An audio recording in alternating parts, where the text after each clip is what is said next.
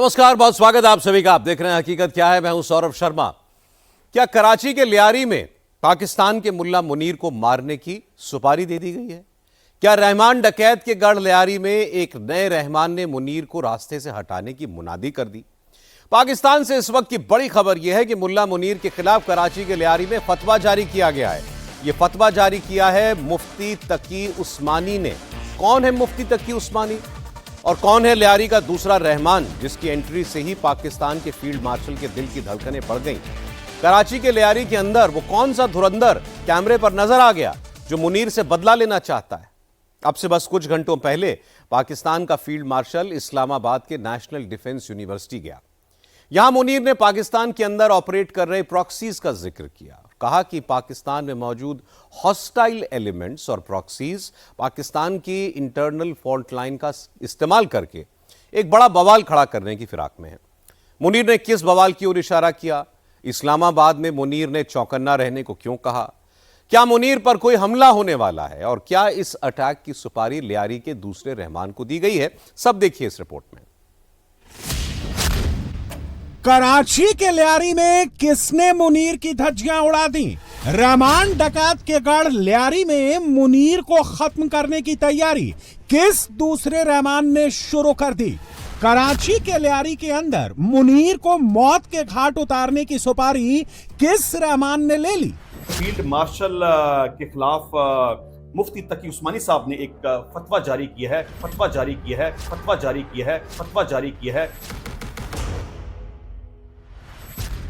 मुल्ला मुनीर के खिलाफ कराची के लियारी में ही फतवा जारी हो गया है। यह फतवा क्यों जारी हुआ है? पाकिस्तान के कट्टर मौलानाओं ने लियारी में खड़े होकर फील्ड मार्शल के खिलाफ मोर्चा खोल दिया है।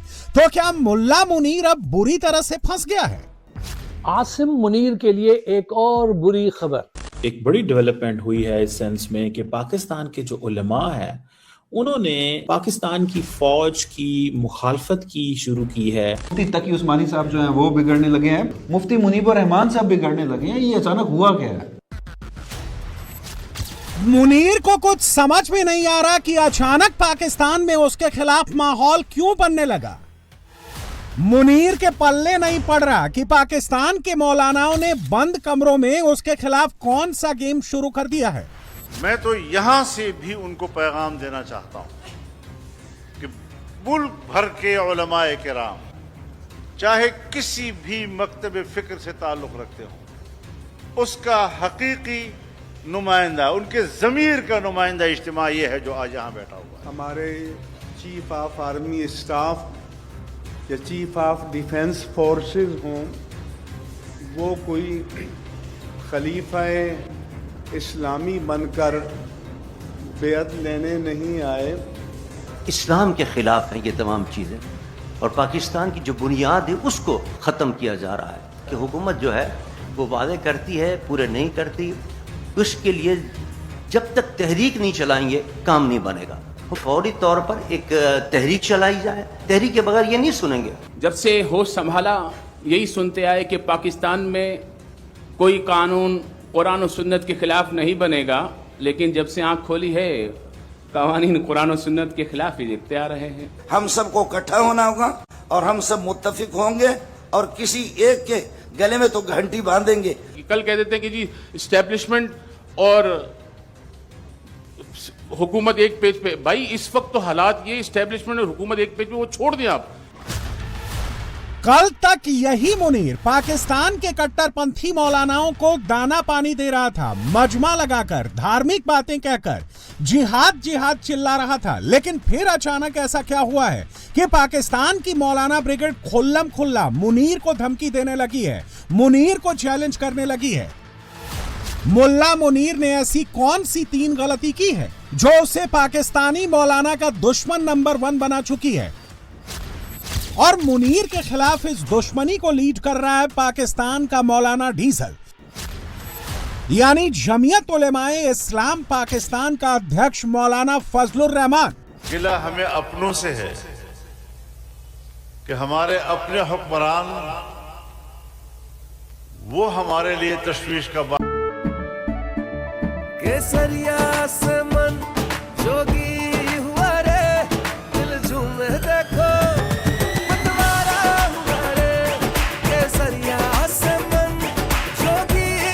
हर पल मनाओ केसरी त्योहार। विमल, बोलो जुबां केसरी। बायस बने हुए हैं, शर्म करनी चाहिए। अपनी तारीख पढ़ो। कहते हैं हम अल्लाह और रसूल को मानते हैं, मानते हो तो पर अमल करो। हम इस मुल्क को तुम्हारे रहम करम पर नहीं छोड़ सकते।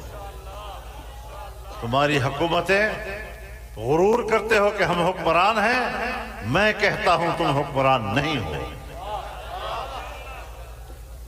तुम धांधली से आए हो, तुमने असेंबलियां खरीदी हैं,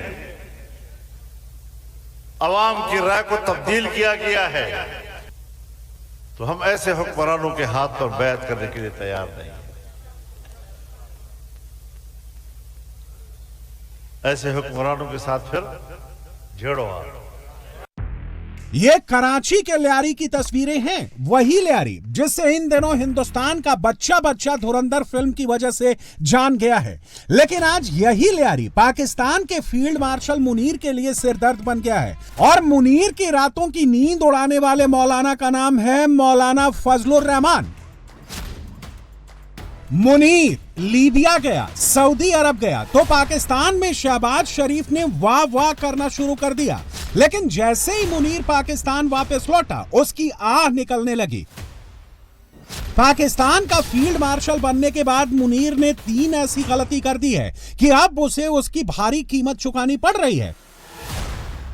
मुनीर की गलती नंबर 1 है ट्रंप के गाजा प्लान को हरी झंडी देकर हमास के खिलाफ लड़ने के लिए अपनी फौज को भेजने की गारंटी देना। मुनीर की गलती नंबर 2 है अफगानिस्तान पर मिसाइल ड्रोन से हमले करना। और मुनीर की गलती नंबर 3 है पाकिस्तान के संविधान में संशोधन करके खुद को वहां का चीफ ऑफ डिफेंस फोर्सेस बना लेना, लाइफ लॉन्ग के लिए कुर्सी पर बैठ जाना। पाकिस्तान के मुल्ला मुनीर को लगा था कि ऐसा करके वो अपने मुल्क में अपनी रेटिंग बढ़ा लेगा, पाकिस्तान के कट्टरपंथी इकोसिस्टम को अपने साथ मिला लेगा। लेकिन हुआ ठीक इसका उल्टा। और कराची के लियारी में खड़े होकर मौलानाओं की टोली ने खोल दिया मुनीर का सारा कच्चा चिट्ठा। मुनीर के खिलाफ कराची के लियारी में पाकिस्तान के सारे उलेमा, सारे मौलाना, मुफ्ती एक जगह एक ही कमरे में लामबंद हुए और मुनीर के खिलाफ फतवा जारी कर दिया। अपने ही फील्ड मार्शल को यह कहकर धमकाना शुरू कर दिया कि उसने अपने आप को संविधान में संशोधन करके इतना पावरफुल कैसे बना लिया, मुनीर की इतनी हिम्मत कैसे हो गई।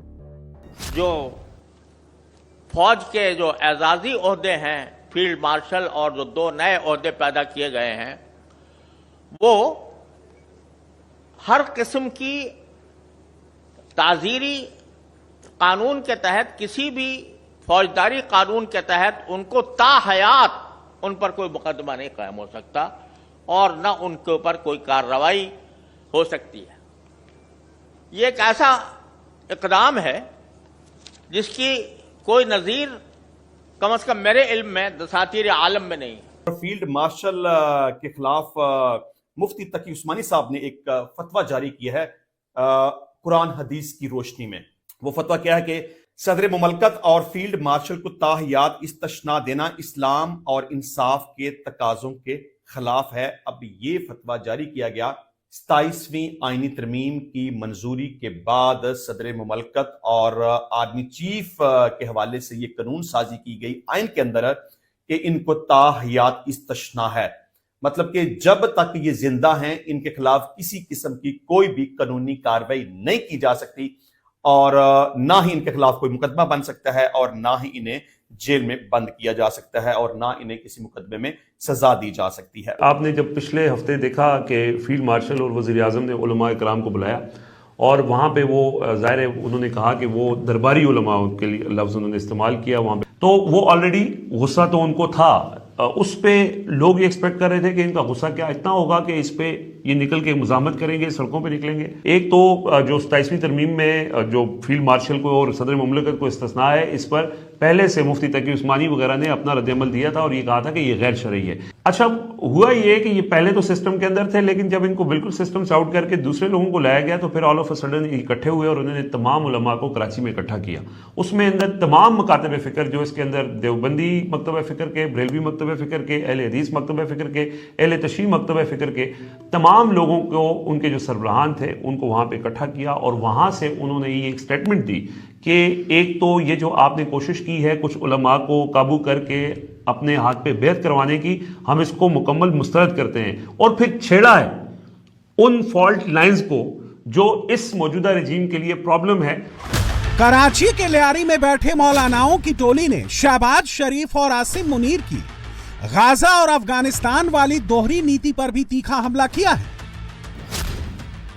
मौलाना फजलुर रहमान ने तो मुनीर का सीधा नाम लेते हुए सवाल पूछ लिया कि पाकिस्तान आखिर अफगानिस्तान पर हमला क्यों कर रहा है। रहमान ने तो ये तक कह दिया कि अगर इस्लामाबाद काबुल पर की जा रही बमबारी को दुश्मनों के ठिकानों पर जायज कार्रवाई बताता है, तो फिर जब यही तर्क भारत इस्तेमाल करता है तो पाकिस्तान किस मुंह से विरोध करेगा। मौलाना का सीधा तंज था कि अगर अफगानिस्तान की धरती पर हमला सही है तो फिर भारत का मुरीदके या बहावलपुर जैसे ठिकानों को निशाना बनाया जाना भी सही है। यानी अफगानिस्तान वाले फ्रंट पर मुनीर खुद अपने ही घर में फंस गया है, और वो कैसे घिरा है अब ये सुनिए। काबुल पर आप बमबारी करेंगे तो जाहिर है कि ऐसा ही है जैसे कोई आपकी इस्लामाबाद में बमबारी कर ले। अगर आप कहते हैं, मेरे सवालात हैं कि हमने अपने दुश्मन के मराकज़ पर स्ट्राइक किया है और आप इसको एक जायज बयानिया कहते हैं, तो हिंदुस्तान आपसे कहता है कि मैंने बहावलपुर में हमला किया है, मैंने मुरीदके में हमला किया है, मैंने कश्मीर में हमारे खिलाफ कार्रवाइयाँ करने वालों के मराकज़ पे हमले किए हैं। आप उस पर एतराज़ क्यों कर रहे हैं? और अगर आप केसरिया से मन जोगी हुआ रे, दिल झूमे देखो मतवारा हुआ रे, केसरिया से मन जोगी हुआ। हर पल मनाओ केसरी त्योहार, विमल बोलो जुबान केसरी। उस पर एतराज़ करते हैं और इधर से आपका यही इल्ज़ाम अफगानिस्तान के हवाले से है।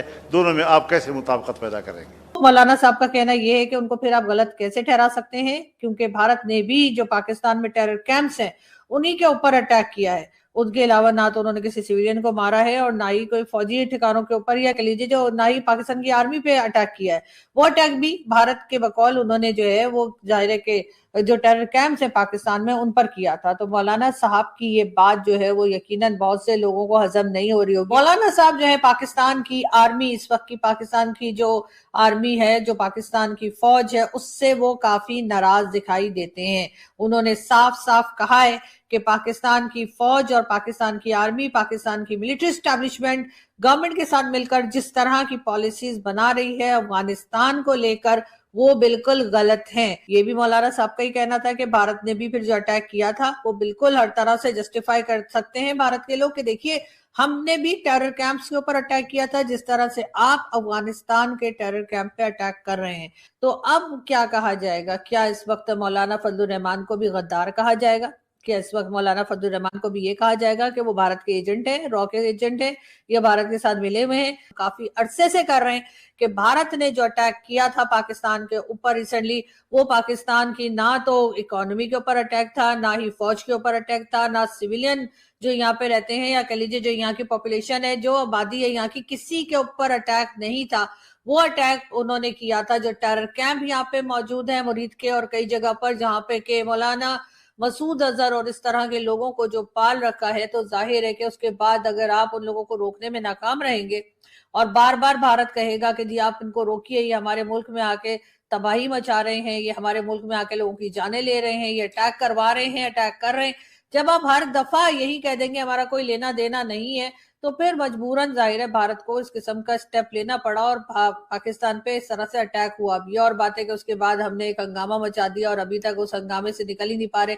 कभी इतने जहाज गिर गए और कभी उतने जहाज गिर गए। लेकिन इस वक्त मौलाना साहब की बात से यकीनन बहुत से लोगों को अब ये सोचने की तरफ जाना चाहिए कि आखिर हुआ क्या था। और मौलाना साहब जैसे कह रहे हैं कि क्या अब हम यहाँ से जो अटैक चल रहे हैं अफगानिस्तान के अंदर उसको हम कैसे जस्टिफाई कर रहे हैं, हम उसके लिए यही बात कर रहे हैं जो भारत हमारे लिए किया करता है। ये तो पाकिस्तान की फौज की सीधी सीधी मुखालफत कर रहे हैं इस सेंस में कि पाकिस्तान को ये नहीं करना चाहिए जो अफगानिस्तान में कर रहे हैं, और वो कह रहे हैं जो फिर इंडिया हम पे हमला करता है तो फिर वो भी ठीक करता है। ये ही अंडरस्टैंड्स दिस कि वो आज से पावर में नहीं है, एस्टैब्लिशमेंट ने इनको थोड़ा टफ टाइम दिए रखा है माजी के अंदर, तो वो समझते हैं कि हमें थोड़ी सी एक टफ लाइन लेनी चाहिए एस्टैब्लिशमेंट के ऊपर। तो पाकिस्तान के ये क्या उलमा क्या बातें करते हैं, ये कहते हैं जी हमें अमेरिका से और यहूदियों से खतरा नहीं है, हमें एस्टैब्लिशमेंट से खतरा है। ठीक है जी, सो एस्टैब्लिशमेंट से उनको जो है ना वो खतरा है। मुझे ऐसा लगता है कि एट वन पॉइंट किसी न किसी जगह पाकिस्तान जो है उसके लिए मसले मसाइल रहेंगे। देखें बहुत सारी फोर्सेस ये चाहती हैं पाकिस्तान में मैनेज्ड chaos रहे, ये याद रखें आप। मौलाना फजलुर रहमान ने लियारी से अफगानिस्तान पर जो बयान दिया है वो मुनीर के लिए खतरे नंबर 1 का ऐलान है। दूसरे खतरे का ऐलान भी लियारी में रहमान के इसी मंच से हुआ है, और वो है मुनीर का गाजा वाला प्लान जिसने पाकिस्तान में खड़े कर दिए हैं कट्टरपंथी मौलानाओं के कान। रिपोर्ट्स के मुताबिक पाकिस्तान गाजा के लिए रेडी हो रही इंटरनेशनल स्टेबलाइजेशन फोर्स को लीड करना चाहता है। पाकिस्तान की सेना ने हमास से हथियार छीनने के लिए बनाई जा रही फोर्स में शामिल होने के लिए कुछ शर्तें रखी हैं, जिनमें कुछ शर्तें राजनीतिक, सैन्य और आर्थिक हैं। यानी पाकिस्तान पैसे लेकर गाजा में हमास के आतंकियों से युद्ध करेगा। मुनीर चाहता है कि अगर आईएसएफ को गाजा में तैनात किया जाता है तो पाकिस्तान की सेना गाजा में आईएसएफ की कमान संभाले, जिसका नेतृत्व एक सीनियर पाकिस्तानी जनरल करे। अमेरिका और पाकिस्तान के सीनियर रक्षा अधिकारी आईएसएफ के संभावित गठन और ऑपरेशनल प्रोसेस को लेकर लगातार संपर्क में हैं। आसिम मुनीर और यूएस सेंटकॉम कमांडर के बीच जल्द ही एक बैठक होने की संभावना है। रिपोर्ट के मुताबिक बहुत जल्द अमेरिका का एक सीनियर अधिकारी और रक्षा प्रतिनिधिमंडल पाकिस्तान का दौरा कर सकता है। यानी ट्रंप के गुड बुक्स में रहने के लिए मुनीर इजरायल का साथ देने के लिए भी तैयार है और गाजा में हमास के आतंकवादियों से लड़ने के लिए भी तैयार है। और ये बात पाकिस्तान में बैठे कट्टरपंथियों को जरा भी रास नहीं आ रही है। मुनीर को इस गलती की भारी कीमत चुकानी पड़ सकती है। जो एक फोर्स भेजने की तैयारी की जा रही है या ये बताया जा रहा है कि गाजा में हमास को डिसआर्म करने के लिए जो है वो वहाँ पर ट्रूप्स भेजे जाएंगे, वो भी हम नहीं होने देंगे। ये रिलीजियस क्लरिक्स जो हैं पाकिस्तान के, उनकी तरफ से ये ऐलान किया गया है, जिसके अंदर मौलाना फजलुर रहमान से लेकर मौलाना तकी उस्मानी तक मौजूद हैं। तो ये है, लेकिन बात यह है कि फसाद तो शुरू हो चुका है, यानी लड़ाई जो है वो शुरू हो चुकी है। अब इस शख्स की ज़हनी हालत पे बात करते हैं, क्योंकि ये तो अब क्लियर हो गया ना कि ये मुसलमान है या नहीं। ये मैंने नहीं कहा, इसने खुद तस्लीम कर लिया है ये मुसलमान है या नहीं। फैसला आप कर लें। मैं सिर्फ एक चीज रख रहा हूं, क्या इसके हाथ और इसकी जुबान से कोई महफूज है तो मुझे बता दें। अब मेरे पाकिस्तानियों आते हैं इसकी ज़हनी हालत की तरफ। इस उल्लू के पट्टे ने, और मुझे ये कहने दें प्लीज, मुझे ये कहने दें, इस उल्लू के पट्टे ने कि आगे जो मामलात हैं उसमें आलमी ताकतों ने इनसे बहुत सारे काम लेने हैं।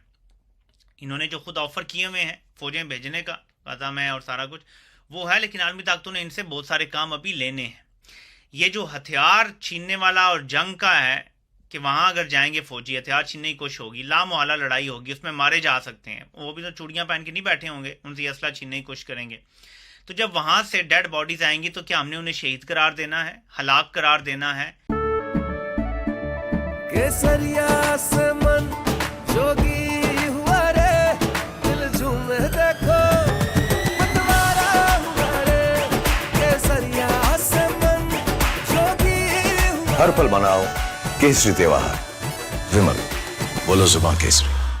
घर वालों को क्या बताना है कि क्या करते हुए मरे हैं, कोई अच्छा काम करते हुए मरे हैं, बुरा काम करते हुए मरे, इससे पूरी फौज में क्या असर फैलेगा। ये इस टाइम टेंशन फैली हुई है इनको।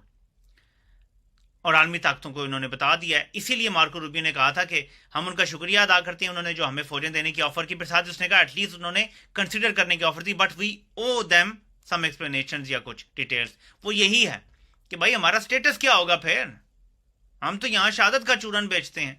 तो ये कुछ प्रॉब्लम्स हैं। आलमी ताकतें इनके भी थोड़े से नूज टाइट करेंगी और ये टाइट होते जाएंगे। देखिए, या तो आलमी ताकतों को इनसे इतना प्यार हो गया हो ना कि वो कहें जी पाकिस्तान फले फूले, वो ये तो नहीं चाहती।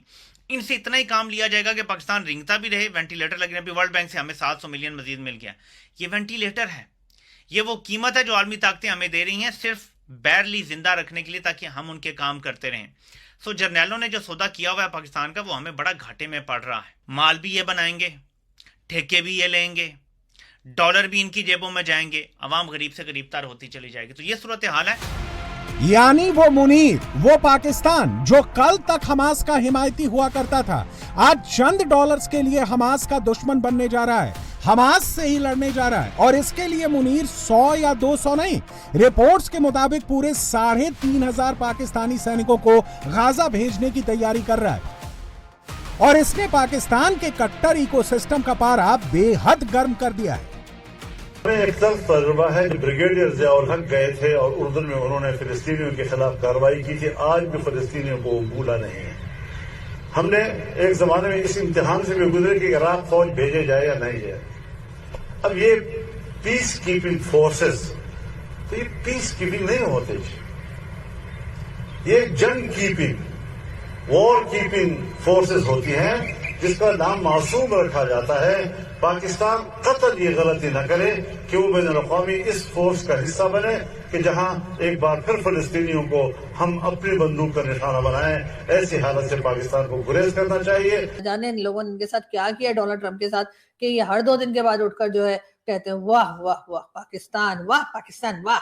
तो मुझे समझ नहीं आ रही कि ये आखिर हुआ क्या है, लेकिन अगर आप में से किसी की समझ में आए तो मुझे जरूर बताइएगा। बहरहाल डोनाल्ड ट्रंप ने एक बार फिर तारीफों के पुल जो है वो बना दिए, और उसके बाद हमारे लोग तो आपको पता ही है कि फिर हम तो खुशी से नाच रहे होते हैं कि वाह क्या बात है, अमेरिकन प्रेसिडेंट ने तारीफ कर दी। अब ये नहीं सोच रहे कि वो चाह क्या रहे। जाहिर है कि अमेरिकन प्रेसिडेंट ने ट्रुप्स की भी बात की होगी कि जी पाकिस्तान से ट्रुप जो है वो गजा जाएंगे, ये बात भी की जा रही है। डोनाल्ड ट्रंप को पाकिस्तान की एक बार फिर जरूरत है, इसीलिए हिंदुस्तान पाकिस्तान की वॉर के बारे में बार बार बात की जा रही है, बार बार पाकिस्तान की तारीफ की जा रही है। उसी के साथ साथ जो है ये भी कहा जा रहा है कि जी ये जो है यानी कि हमारे जो फील्ड मार्शल साहब हैं उनकी भी तारीफों के पुल बनाए जा रहे हैं। और यकीनन यहाँ पर दाल में मुझे कुछ काला लग रहा है, हो सकता है पूरी दाल ही काली हो। तो खैर कुछ भी किया जा सकता है, लेकिन बहरहाल अगर आपको डोनाल्ड ट्रंप बार बार तारीफें कर रहे हैं या कोई बार बार आपकी बिला वजह में तारीफें कर रहा है, तो समझ जाइए कि उसको आपसे कोई बड़ा जरूरी काम है। को तो पता है कि उसके बाद जो है वो हमास वाले, तो वो तो मैंने सुना है अफगानिस्तान वालों से भी ज्यादा खूंखार है।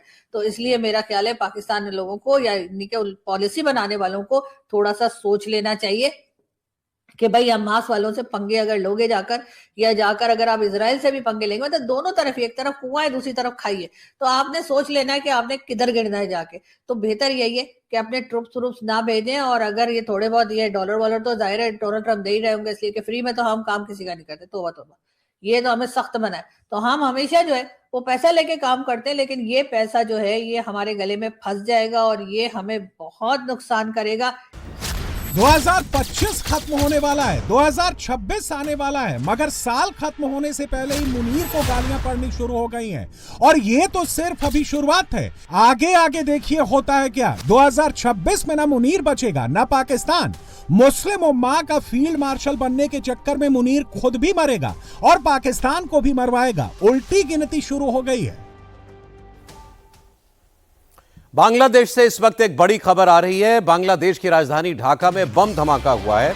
माग बाजार फ्लाईओवर से नीचे खड़े लोगों पर एक बम फेंका गया, जिसमें एक शख्स के मारे जाने की भी खबर है। 17 साल बाद कल खालिदा जिया का बेटा तारिक रहमान लंदन से ढाका लौट रहा है और उससे पहले यह धमाका हुआ है। इससे पहले चटगांव में 8 हिंदुओं को जिंदा जलाने की कोशिश हुई। रात के वक्त हिंदुओं के घर के बाहर से दरवाजे बंद कर दिए गए और फिर घरों में आग लगा दी गई। बांग्लादेश में पहले उस्मान हादी का मर्डर हुआ, फिर दंगों की आड़ में हिंदू दीपू चंद्र दास को सरेआम मौत के घाट उतारा गया और अब हिंदुओं के एक पूरे परिवार के नरसंहार की कोशिश। बांग्लादेश में इन सब के पीछे कौन है, इसे लेकर आज बहुत बड़ा खुलासा हुआ। ये खुलासा किसने किया? यूनुस के पैरों तले जमीन आखिर क्यों खिसक रही है? जमात का शफीकुर रहमान को किस बात का डर सता रहा है, ये देखिए। আপনারাই ওসমান হাদিকে হত্যা করিয়েছেন, আবার আপনারাই এটাকে ইস্যু করে নির্বাচন বানচাল করার চেষ্টা করতেছে। আপনারা যারা রাষ্ট্র ক্ষমতায় থাকাকালীন অবস্থায় ওসমান হাদিকে হত্যা করা হয়েছে, এই হত্যার দায় আপনারা এড়াতে পারবেন না।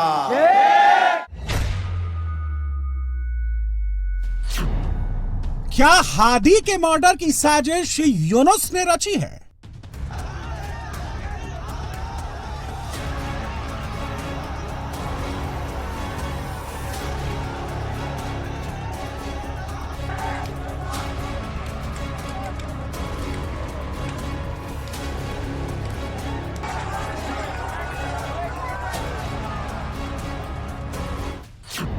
क्या जमात ने इलेक्शन टालने के लिए दीपू को मार डाला?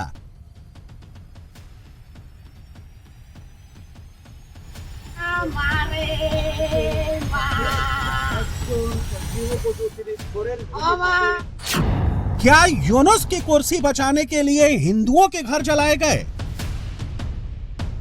फैसल करीम बांग्लादेश में इस वक्त सबसे बड़ा मोस्ट वांटेड है। ये वो शख्स है जिस पर उस्मान हादी के मर्डर का आरोप है, लेकिन असल में फैसल करीम सिर्फ एक मोहरा है। हादी मर्डर के पीछे बांग्लादेशी हुकूमत का ही चेहरा है, और ये हम नहीं कह रहे हैं, पूरा बांग्लादेश कह रहा है। बांग्लादेश में उस्मान हादी से कनेक्टेड हर हेडलाइन में मोहम्मद यूनुस का जिक्र है, साजिश का जिक्र है, टारगेट किलिंग का जिक्र है, चुनाव टालने वाले षड्यंत्र और सत्ता के तंत्र का नाम आ रहा है, और इसके सबूत आज आपको देते हैं।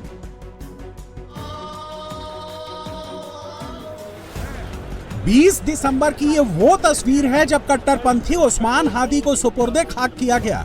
हादी को अंतिम विदाई देने लाखों की भीड़ उमड़ी, और इस भीड़ में मौजूद जिहादी जमात ने 2 बड़े संकेत दिए।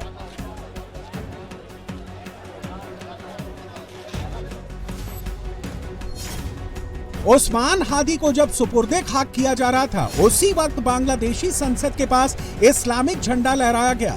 इलेक्शन की जगह शरिया कानून की ओर इशारा किया गया। दूसरा बड़ा संकेत जिहादियों की दूसरी टोली ने दिया, जो अचानक नारे लगाते हुए संसद पर कब्जे के लिए बढ़ गई।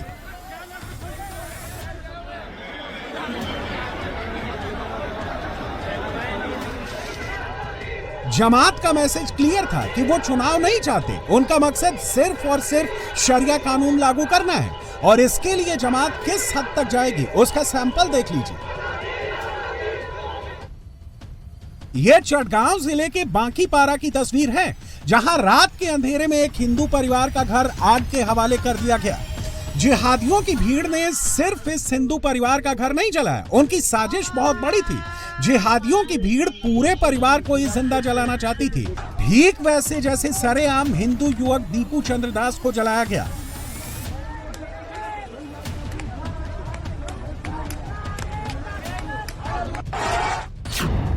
कट्टरपंथी टोली ने रात 3:45 बजे हिंदू परिवार के घर पर हमला बोला। सबसे पहले घर के दरवाजे बाहर से लॉक किए गए, इसके बाद पेट्रोल डालकर घर को आग लगा दी गई।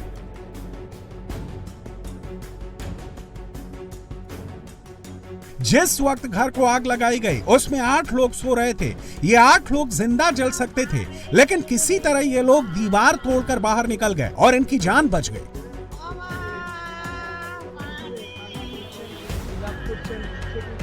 আসলে ক্ষতি তো অনেক কিছু হয়েছে, এটা বলার বাইরে, কিন্তু জানি না, একটা কথা শুধু বলতে চাই, এটা কোন ইস্যু বা কিরকম, আমাদের সাথে কারোর সাথে শত্রুতা নেই।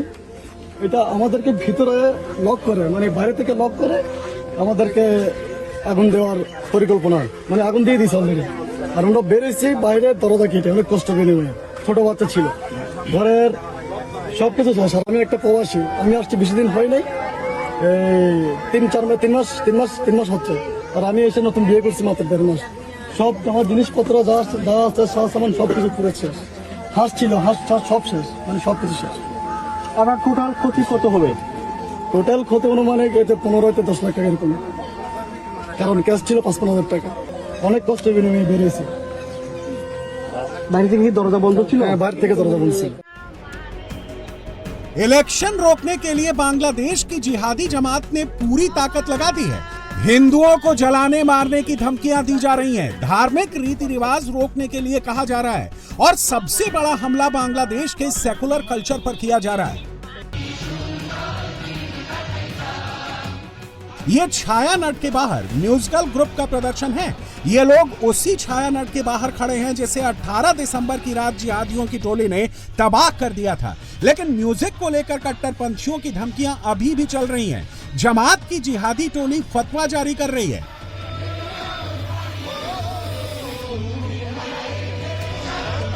প্রতিবাদের জন্য একটা বাউন্ডার ধরে ধরে সবাই এই বিষয়টা তো তারা যে অপরাধ করে সেই অপরাধের ইসলামিক শাস্তি হলো সবাই করে দেওয়া কল্লা উড়িয়ে দেওয়া সেই বিষয়টাকে তো একটা দেশ থাকার কোনো অধিকার নাই। এই জন্য আমরা এর মাধ্যমে জানাই এই আইনটা ইসলামিক সেই জিনিসটা মানুষের জানা দরকার। এই জন্যই আমরা এই স্লোগানটা দিয়ে থাকি একটা বাউন্ডার ধরে ধরে ধন্যবাদ ভাই। सिचुएशन पैनिक है। बांग्लादेश इस वक्त टाइमर लगे बारूद के ढेर पर बैठा है। कभी भी ढाका सुलग सकता है, रंगपुर जल सकता है, क्योंकि इस टाइमर का रिमोट जमात के पास है। बस यूनुस का ऑर्डर आना ही बाकी है और ये बात अब पूरे बांग्लादेश को समझ में आ चुकी है। हर कोई कह रहा है कि बांग्लादेश को बचा लो। बांग्लादेश के मौजूदा संकट के पीछे सिर्फ और सिर्फ यूनुस रिजीम है। उस्मान हादी, दीपू दास की हत्या करने वाला चेहरा भले ही कोई भी हो, लेकिन नरसंहार के ऑर्डर पर साइन करने वाली बांग्लादेशी हुकूमत ही है। और ये बात अब उस्मान हादी के भाई भी कह रहे हैं। बांग्लादेशेर कुठी कुठी मानुष उस्मान हादिर বিচারের অপেক্ষায় আছে। সরকারের কাছে আমি অনুরোধ করব, আপনারা যারা রাষ্ট্র ক্ষমতায় থাকাকালীন অবস্থায় ওসমান হাদিকে হত্যা করা হয়েছে, এই হত্যার দায় আপনারা এড়াতে পারবেন না। আপনাদেরও বিচার হবে, আজ হোক 10 বছর পরে হোক, বিচারের কাঠগড়ায় আপনাদেরকে দাঁড়াতেই হবে। আপনারা যদি মনে করেন আর 2 মাস পরে রাষ্ট্র ক্ষমতা থেকে চলে যাবেন, বিদেশে চলে যাবেন, মনে রাখবেন এই দেশের জনতা আপনাদেরকে কাঠগড়ায় দাঁড় করাবে। তাই সরকারকে অনুরোধ করব, দ্রুত খুনিদেরকে আমাদের সামনে উপস্থাপন করুন। নির্বাচনের পরিবেশকে যাতে বিঘ্ন না হয়, খুনির বিচার করুন। আপনারাই ওসমান হাদিকে হত্যা করিয়েছেন, আবার আপনারা এটাকে ইস্যু করে নির্বাচন বানচাল করার চেষ্টা করতেছেন, তা আমরা কখনোই হতে দিব না। ওসমান হাদি বলেছিলেন ফেব্রুয়ারিতে দেশে নির্বাচন হতে হবে এবং সেই নির্বাচন করার জন্য সে প্রস্তুতি নিয়ে মাঠে নেমেছিল, কিন্তু তাকেই হত্যা করে নির্বাচন বাধাগ্রস্ত করার চেষ্টা হচ্ছে। उमर बिन हादी जो कह रहे हैं उसके पीछे बड़ी वजह है बांग्लादेश का चुनाव। वजह यूनुस की कुर्सी पाने की चाहत और उसके लिए ही पूरा खेल खेला जा रहा है। 12 फरवरी को बांग्लादेश में इलेक्शन है। यूनुस चुनाव इसलिए नहीं चाहता क्योंकि उसे पता है कि नई सरकार बनते ही उसकी विदाई कंफर्म है। जमाते इस्लामी इलेक्शन इसलिए नहीं चाहती क्योंकि उसे पता है कि अगर चुनाव हुआ तो कट्टरपंथी टोली के अलावा उसे कोई वोट नहीं देगा, सत्ता उसके हाथ से निकल जाएगी और इस्लामिक शासन का सपना अधूरा रह जाएगा। यूनुस और जमात का फायदा सिर्फ और सिर्फ इलेक्शन टालने में ही है। इसके लिए यूनुस के इशारे पर जमात की टोली ने पूरी ताकत झोंक दी है और इसीलिए जमात बार बार उस्मान हादी की मौत के मुद्दे को ट्रिगर कर रही है। जमात की कोशिश है कि लोगों को इतना डरा दिया जाए कि लोग वोट डालने ना निकलें, माहौल इतना खराब कर दिया जाए कि कोई पार्टी कैंपेन के लिए बाहर ना आए, सिचुएशन ऐसी बना दी जाए कि चुनाव आयोग खुद इलेक्शन रद्द करने का ऐलान कर दे। लेकिन अब यूनुस बुरी तरह एक्सपोज हो चुका है। हादी फैमिली और इनकलाब मंच ने अल्टीमेटम जारी कर दिया है। শহীদ ওসমান হাদির গোটা খুনি চক্রকে জাতির সামনে উপস্থাপন করুন। একটা জিনিস আপনারা মনে রাখবেন, বাংলাদেশের জুলাই বিপ্লবের আগে যারা ক্ষমতাধর ছিলেন, যারা রাষ্ট্রকে নিজেদের মনে করতেন, তারা কিন্তু আজকে কেউই বাংলাদেশে নাই, তারা পালাতে বাধ্য হয়েছে। ওসমান হাদির বিচার যদি না হয়, আপনারাও একদিনে বাংলাদেশ থেকে পালাতে বাধ্য হবেন। যে এজেন্সির হয়ে, যে রাষ্ট্রের হয়ে আপনারা ওসমান হাদিকে হত্যা করেছেন, মনে রাখবেন ওসমান হাদি কোনো এজেন্সি, কোনো রাষ্ট্র, কোনো তাবেদারের কাছে কখনোই মাথা নত করে নাই। সে যদি মাথা নত করত, অন্য বিক্রি হওয়া নেতাদের মতোই সে সুখে জীবনযাপন করতে পারত। बांग्लादेश के लोगों को पूरा खेल समझ में आ चुका है और ढाका में यूनुस की उल्टी गिनती भी शुरू हो चुकी है। एनसीपी, इनकलाब मंच और बीएनपी यूनुस के खिलाफ खुलकर मैदान में उतर चुकी हैं और अब वो होने जा रहा है जिसका सबसे ज्यादा डर यूनुस रिजीम को था, जमात की कट्टरपंथी फौज को था। बांग्लादेश में ये तस्वीरें बीएनपी लीडर तारिक रहमान के स्वागत की हैं। 18 साल से लंदन में रह रहे तारिक रहमान क्रिसमस के दिन ढाका लौट रहे हैं और उसके लिए पूरे बांग्लादेश में जबरदस्त तैयारी चल रही है। इन्हीं तस्वीरों को देखकर यूनुस सदमे में आ गया है। जमाती बांग्लादेश में पिछले 1 साल से सिर्फ इसलिए दंगा फैला रहे हैं कि डर की वजह से तारिक रहमान ढाका नहीं लौट पाए। जमात सिर्फ इसलिए बेकसूरों का खून बहा रही है कि किसी भी तरह तारिक रहमान मैदान से हट जाए, लेकिन अब तारिक बीएनपी को लीड करने के लिए मैदान में आ रहे हैं और पूरी पार्टी जमात की जिहादी साजिश को लेकर अलर्ट हो गई है। বলেছেন আমি বলি তাদেরকে সজাগ থাকতে হবে, সতর্ক থাকতে হবে। আগামীকাল না আজকের থেকেই নানামুখী ঘটনা আছে। দেশে বিদেশে যারা বিএনপিকে ধ্বংস করার উদ্যোগ নিয়েছিল, আমাদের নেতাও কিন্তু কয়েকদিন আগে বলেছে ষড়যন্ত্র অব্যাহত। সেই জন্য যেখানে যেভাবে যে অবস্থায় থাকেন না কেন সতর্ক দৃষ্টিভঙ্গিটা আপনাদের রাখতে হবে, কোথায় কি হচ্ছে, আমাদের কি করা উচিত। शेख हसीना के जाने के बाद तारिक रहमान इस वक्त बांग्लादेश के सबसे पॉपुलर लीडर्स में से एक हैं। तारिक अगर मैदान में डटे रहे तो जमात की जमानत जब्त हो सकती है, यूनुस का बिस्तर गोल हो सकता है। लेकिन यूनुस के लिए टेंशन सिर्फ अकेले तारिक रहमान नहीं है। शेख हसीना ने जमाती टोली की नींद उड़ाई हुई है। अवामी लीग से बैन हटाने की मांग इंटरनेशनल लेवल पर शुरू हो चुकी है। अमेरिकी सांसदों के एक ग्रुप ने अवामी लीग से बैन हटाने की चिट्ठी यूनुस को लिख दी है। साफ साफ कहा गया है कि अवामी लीग के बिना चुनाव निष्पक्ष नहीं होगा। हसीना का धुर विरोधी नाहिद इस्लाम भी सियासी हवा का रुख भांप चुका है। पिछले सप्ताह हुई हिंसा के बाद नाहिद ने भी कह दिया है कि हसीना को सजा देना जरूरी है, लेकिन चुनाव में अवामी लीग से बैन हटाया जा सकता है। बांग्लादेश की मौजूदा सिचुएशन देखकर यूनुस के पैरों तले जमीन खिसक रही है। यूनुस को चुनाव कराए बिना ही ढाका से उड़ान भरनी पड़ सकती है, इसलिए यूनुस ने भी अपनी लाइन लेंथ अचानक चेंज कर ली है। पिछले 1 साल से एंटी इंडिया प्रोटेस्ट को हवा दे रहा यूनुस अब भारत से रिश्ते सुधारने की बात करने लगा है। আমাদের যে ট্রেড আর পলিটিক্সটা আলাদা করে দেখতে হবে।